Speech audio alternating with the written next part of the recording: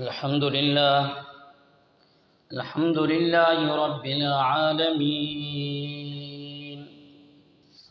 والعاقبة للمتقين، والصلاة والسلام على سيد الأنبياء والمرسلين.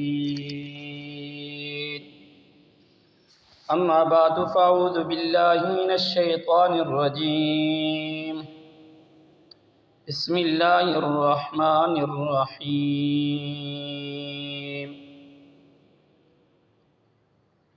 وَإِذْ يَمْكُرُ بِكَ الَّذِينَ كَفَرُوا لِيُثْبِتُوكَ أَوْ يَقْتُلُوكَ أَوْ يُخْرِجُوكَ وَيَمْكُرُونَ وَيَمْكُرُ اللَّهُ وَاللَّهُ خَيْرُ الْمَاكِرِينَ. وقال النبي صلى الله عليه وآله وسلم: لو كنت اتخذت خليلا لاتخذت أبا بكر خليلا، أو كما قال عليه الصلاة والسلام.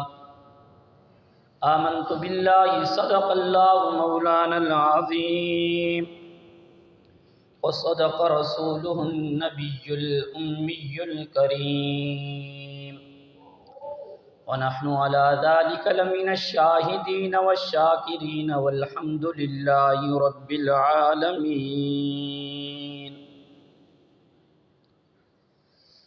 برادران اسلام، میں نے آپ کے سامنے ایک آیت مبارکہ اور ایک حدیث مبارکہ تلاوت کی ہے. اسلامی سال کا یہ دوسرا مہینہ ماہ صفر المظفر کا مہینہ ہے. اس سفر کے مہینے میں عوام میں ایک بات رائج ہے کہ یہ منحوس مہینہ ہے. اس میں جو آدمی سفر کرتا رہے تو وہ سارا سال سفر ہی کرتا رہتا ہے. اس میں شادیاں کی جائیں تو وہ شادیوں کے وبال بنتے ہیں، اور مختلف قسم کے ناموں سے اس مہینے کا تصور کیا جاتا ہے.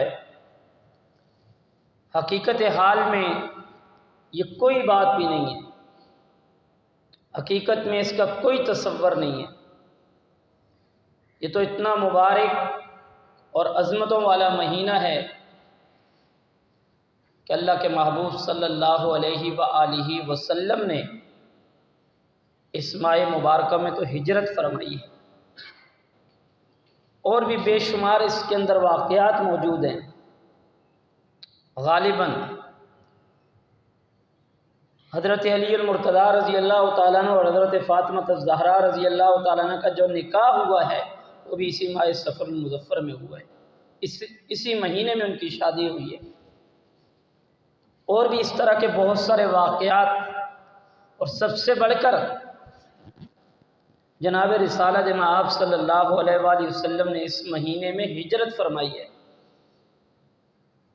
ایک بات ذہن میں رکھ لیں، کوئی مہینہ، کوئی دن، کوئی گھنٹہ، کوئی منٹ، کوئی سیکنڈ وہ منحوس نہیں ہے، بلکہ ہمارے اعمال، جس طرح کے ہم کام کرتے ہیں ان کی وجہ سے ہمارے کاموں میں، ہمارے دنوں میں، ہمارے مہینوں میں نحوست آتی ہے. دن کوئی بھی منحوس نہیں ہے. ہم اپنے بارے میں چیک کریں کہ ہمارے کون سا ایسا برا عمل ہے کہ جس کی وجہ سے یہ مہینہ، یہ دن میرے اوپر برا آیا ہے. ہمارے اعمال ایسے ہیں، ہم الزام کسی اور پہ تراش دیتے ہیں، کہتے ہیں شاید یہ مہینہ اس طرح ہے، یہ دن میرے اوپر اچھا نہیں گزرا، یہ مہینہ اس میں بیماریاں آئیں، مصیبتیں آئیں، فلاں ہوا فلاں ہوا. اگر حقیقت حال کو دیکھیں تو ہماری اپنی کمزوریاں زیادہ نظر آئیں گی، بجائے اس کے کہ ہم مہینے یا زمانے کو برا کہیں. اس ماہ مبارکہ میں جناب رسالت مآب صلی اللہ علیہ وآلہ وسلم نے مکۃ المکرمہ سے مدینۃ المنورہ کی طرف ہجرت فرمائی.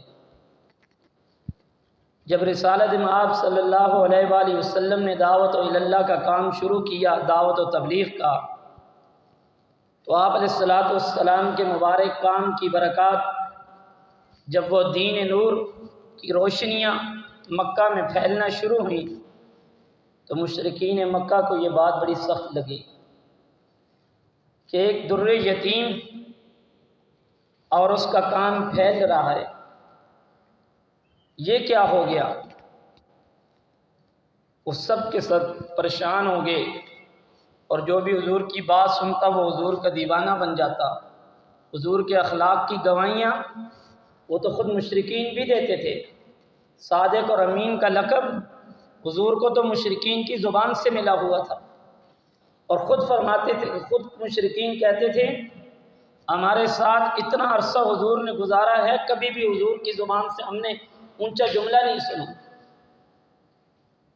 جس وقت انہوں نے دیکھا کہ ہمارے ان ہاتھوں کے بنے بنائے ہوئے خداؤں کو چھوڑ کر لوگ حقیقی خدا کی طرف جا رہے ہیں، تو وہ اس بات سے حضور علیہ السلام کے مخالف ہو گئے۔ آپ علیہ السلام نے جب ان کو دعوت دی،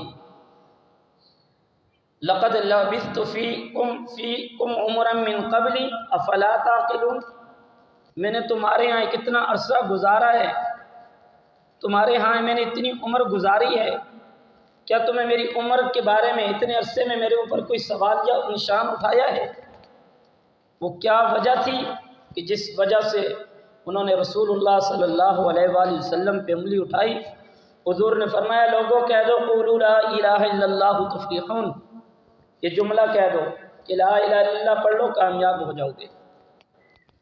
جب یہ بات آہستہ آہستہ حضور علیہ السلام کے ساتھی حضور علیہ السلام کے بنتے جا رہے تھے، مشرکین کو یہ بات ہضم نہ ہوئی، وہ بہت پریشان ہو گئے کہ یہ کیا ہو گیا کہ ایک آدمی یتیم ہے اور اس کی بات وہ ہم پہ امیری کرے، ہمارا حکمران بن جائے، ہم اس کی بات مانیں، ایسا نہیں ہو سکتا ہے۔ وہ حضور علیہ السلام کے مخالف بن گئے۔ کفار مشرکین نے کمیٹی بنائی، ایک جگہ میں دار الندوہ میں ان کی میٹنگ بیٹھک ہوئی کہ یہ جو حضور کا دین ہے، یہ جو دن بدن پھیر رہا ہے، یہ ہمارے بتوں کو برا بھلا کہہ رہا ہے، اس کے بارے میں کیا کیا جائے۔ روایتوں میں آتا ہے کہ یہ جو میٹنگ بیٹھی ہوئی تھی، دروازہ بند کر کے بیٹھی ہوئی تھی، دروازے پر دستک آئی، کہا کون ہو آپ؟ اندر سے ابو جہل نے پوچھا کون ہو آپ؟ کہا میں دور دراز سے بوڑھا بابا بڑا تجربہ کار آیا ہوں، آپ کی بڑی مبارک میٹنگ ہے، اس میں بیٹھنے کے لیے تو مجھے بھی آنے کی اجازت دیجیے۔ انہوں نے کہا جی آ جائیں، آپ بھی آ جائیں۔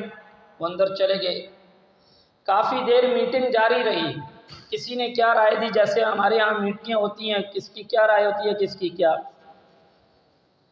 ایک شخص نے یہ بات کہی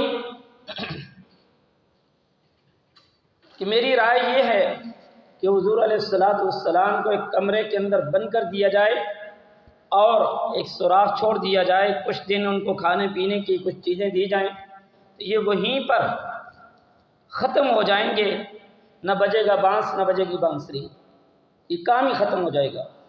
یہ جو بوڑھا بابا باہر سے جس نے دروازے پہ دستک دی تھی، یہ شیطان تھا۔ اس نے کہا ظالم، یہ آپ کی بات تو بالکل مردود ہے، یہ آپ کیا کہہ رہے ہو؟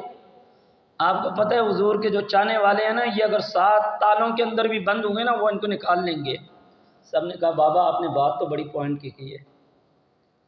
ابو البختری نامی ایک شخص تھا، اس نے کہا پھر بتاؤ کیا تجویز کی جائے، کیا بات ہونی چاہیے کہ اس مسئلے کا حل بھی تو نکالا جائے۔ آخر میں ابو جہل، اس کو رسول اللہ صلی اللہ علیہ وآلہ وسلم نے ابو جہل کہا، اس کا نام عمر ابن الشام تھا۔ حضور نے فرمایا یہ جاہلوں کا باپ ہے، اس کا نام اصل لوگ بھول گئے، ابو جہل کا وہی نام پک گئے، کہا یہ جاہلوں کا باپ ہے، یہ ابو الحکم نہیں ہے، یہ حکمتوں کا باپ نہیں ہے، یہ جاہلوں کا باپ ہے۔ اس نے کہا اس طرح کیا جائے، اس وقت اس مکۃ المکرمہ میں ایک قبیلہ ہے جو حضور کا حامی ہے، باقی جتنے بھی قبائل ہیں وہ سب کے سب حضور کے مخالف ہیں۔ ہر قبیلے سے ایک سردار، ایک آدمی آئے اور رات کو حضور علیہ السلام کے گھر کا محاصرہ کریں گے، اور صبح جس وقت حضور اٹھیں گے نماز کے لیے، تو ہم اس وقت ان پہ حملہ کر کے ان کو شہید کر دیں گے، مار ڈالیں گے۔ تو اس بنو ہاشم میں اتنی تپھڑ نہیں کہ وہ اتنے قبائل سے کس کس سے بدلہ لیں گے، تو ہم 100 اونٹ دیت دے کر اپنی جان چھڑا لیں گے، حضور کو شہید کر دیں گے، یہ مسئلہ ہی حل ہو جائے گا۔ تو یہ جو شیطان تھا نا، اس نے کہا یہ والی بات سب سے اچھی ہے، سب نے کہا اسی پہ اتفاق ہو گیا۔ انسان کی تدبیر ہے، اوپر والے کی تقدیر غالب آ جاتی ہے۔ وہ یہ مشورہ کر رہے ہیں، اللہ نے جبریل امین کو بھیج دیا۔ یہ رات کو سارے حضور علیہ السلام کے گھر کے محاصرہ کیے ہوئے اس طرح بیٹھ کے، کہ جیسے ہی حضور صبح نکلیں گے سب اپنی اپنی تلوار سے حضور پہ حملہ کر دیں گے۔ اللہ نے حضور سے فرمایا کہ آج رات نا آپ نے اپنے بستر پہ سونا نہیں ہے، بلکہ آپ کو ہجرت کا حکم ہے۔ آپ نے اپنے بستر پہ حضرت علی المرتضیٰ رضی اللہ تعالیٰ عنہ کو سلا دینا ہے، اور ساتھ حضرت ابوبکر صدیق رضی اللہ تعالیٰ عنہ کو لے کر ہجرت کر لینی ہے۔ جس وقت یہ کافر وہاں باہر سے حضور اپنے دروازے سے نکلے، حضور علیہ السلام نے اس طرح مٹی اٹھائی اور ان کے اوپر اس طرح پڑھ کے آیت قرآن مجید کی، صدّوا ومن خلفہم صدًّا فأغشیناہم فہم لا یبصرون، اس طرح ان پہ ماری ان کی آنکھوں میں، وہ سب کے سب اندھے ہو گئے۔ اور آپ علیہ السلام وہاں سے چل کر نکل کر حضرت ابوبکر صدیق رضی اللہ تعالیٰ عنہ کے گھر میں آ گئے۔ جب صبح کو حضرت علی المرتضیٰ رضی اللہ تعالیٰ عنہ کو اس گھر میں دیکھا، حضور کے بستر پہ، حضور نے حضرت علی رضی اللہ تعالیٰ عنہ سے فرمایا علی آج آپ میرے بستر پہ سو جائیں۔ وہاں مورخین لکھتے ہیں بات، حضرت علی المرتضیٰ رضی اللہ تعالیٰ عنہ سے پوچھا گیا سب سے نیند کون سی اچھی آئی تھی؟ کہا اس رات بڑی پیاری نیند آئی تھی جب حضور کے بستر پہ سویا تھا، کیونکہ حضور نے فرمایا تھا علی یہ میری امانتیں جو مشرکین کی ہیں نا، یہ صبح واپس دے کر کے واپس ہمارے پاس چلے آنا، مجھے یقین تھا کہ یہ میرا کچھ بھی نہیں بگاڑ سکتے، مجھے حضور نے کہہ دیا تھا۔ تو مجھے سب سے جو اچھی اور پیاری نیند آئی تھی وہ مجھے اس رات آئی تھی کہ میں تو بالکل آرام سے سو گیا۔ تو یہ جس وقت حضرت علی رضی اللہ تعالیٰ عنہ صبح اٹھے، مشرکین نے کہا بتاؤ حضور کہاں ہیں؟ انہوں نے کہا مجھے کیا پتا، میں تو آرام کر رہا ہوں، آپ نے باہر پہرا دیا ہوا ہے، آپ بتاؤ کہاں ہیں؟ ان کو بڑی شرمندگی ہوئی کہ یہ کیا ہم سے تو رات کو نکل ہی گئی۔ وہ سیدھے حضرت ابوبکر صدیق رضی اللہ تعالیٰ عنہ کے گھر پہنچے۔ اس وقت کا کافر بھی یہ بات جانتا تھا کہ حضور اگر کہیں گئے ہوں گے تو ابوبکر صدیق کے گھر گئے ہوں گے۔ جب جناب رسالت مآب صلی اللہ علیہ وآلہ وسلم وہاں پر تشریف لائے اور کہا ابوبکر مجھے ہجرت کا حکم ہے، حضور ابوبکر رضی اللہ تعالیٰ نے فرمایا حضور کیا میں بھی آپ کے ساتھ جاؤں؟ فرمایا اللہ نے آپ کا بھی کہا ہے کہ ان کو بھی ساتھ لے کر چلے جاؤ۔ وہ فرماتے ہیں حضرت ابوبکر صدیق رضی اللہ تعالیٰ عنہ میں نے خواب دیکھی تھی اور میں سمجھ گیا تھا کہ اللہ اپنے نبی کو ہجرت کا حکم دیں گے اور ساتھ میرا بھی ہوگا فیصلہ۔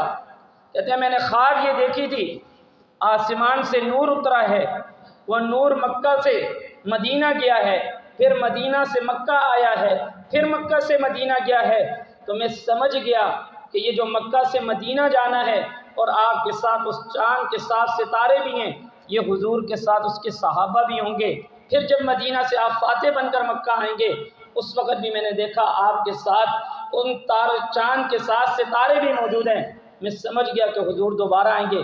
فرمایا میں نے خواب دیکھی، وہی چاند دوبارہ مدینہ گیا، آپ علیہ السلام نے آخری جو وصال فرمایا وہ مدینہ طیبہ میں۔ فرماتے ہیں میں بالکل ریڈی اور تیار بیٹھا ہوا تھا، میں نے کہا چلیں یا رسول اللہ۔ وہ وہاں سے چل پڑے۔ جب یہ مایوس ہو کر بستر پہ حضرت علی رضی اللہ تعالیٰ عنہ تھے، تو یہ جب حضرت ابوبکر صدیق رضی اللہ تعالیٰ عنہ کے گھر میں آئے، پوچھا بتاؤ ابوبکر کہاں ہیں؟ ان کی بیٹی تھی آسمہ بنت ابی بکر، جن سے حضرت زبیر رضی اللہ تعالیٰ عنہ پیدا ہوئے تھے۔ کہا ہمیں کیا پتہ ہے کہاں ہیں؟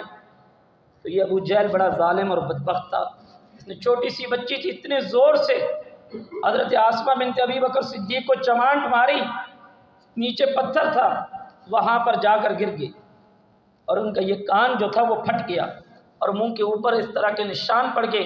چھوٹی بچی کو ایک بڑا آدمی اگر دپڑ مارے گا تو اس پہ نشان آئیں گے، اور جا کے نوکیلے پتھر پہ گر گئی. تو انہوں نے وہ راز نہیں بتایا. تو انہوں نے کہا چلو. انہوں نے وہاں پہ ایسے لوگوں کو بلایا جو بندوں کے پاؤں کو سمجھ جاتے تھے کہ کون کس طرف نکلا ہے. کہتے ہیں روایتوں میں آتا ہے انہوں نے ایسے بندے جب بلائے وہ چل پڑے، میدان میں نکل پڑے. چلتے چلتے چلتے غار ثور، یہاں پہ حضرت ابو بکر صدیق رضی اللہ تعالیٰ اور حضور علیہ السلام وہاں موجود تھے. بالکل اس سوراخ کے پاس، اس غار کے پاس پہنچ گئے. آپ علیہ السلام اور حضرت ابوبکر صدیق رضی اللہ تعالیٰ جب اس غار کے پاس پہنچے تو حضرت ابوبکر صدیق رضی اللہ تعالیٰ جا کر پہلے اندر غار کی صفائی کی، ستھرائی کی، اور جو غار کے اندر سوراخ وغیرہ تھے ان کے اندر اپنی چادر کو پھاڑ پھاڑ کے ان سوراخوں میں رکھا. تو اس کے بعد حضور علیہ السلام اندر تشریف لائے اور کہا یا رسول اللہ آپ آرام فرما لیں.